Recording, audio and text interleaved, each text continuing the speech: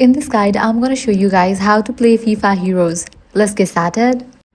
The goal is simple: score more goals than your opponent in fast-paced 5 versus 5 street football matches that last only 120 seconds, so every second counts. First, let's talk about the controls. Use the virtual joystick on the left side of your screen to move your player around the field.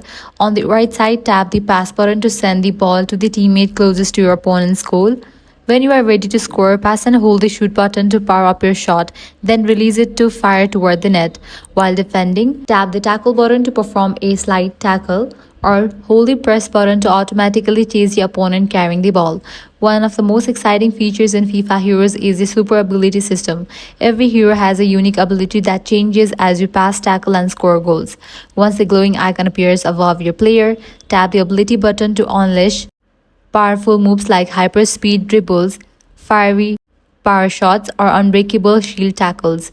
A great tip is to save your goalkeeper's defensive ability to stop your opponent's powerful super shots. Team building is just as important as gameplay.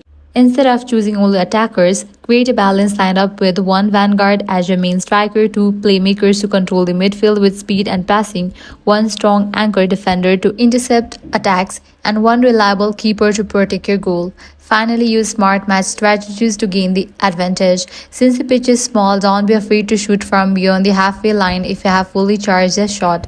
Keep passing the ball because quick consecutive passes charge your super ability meter much faster than dribbling alone. And remember, avoid sliding directly into opponents from behind because it results in penalties and leaves your defensive exposed.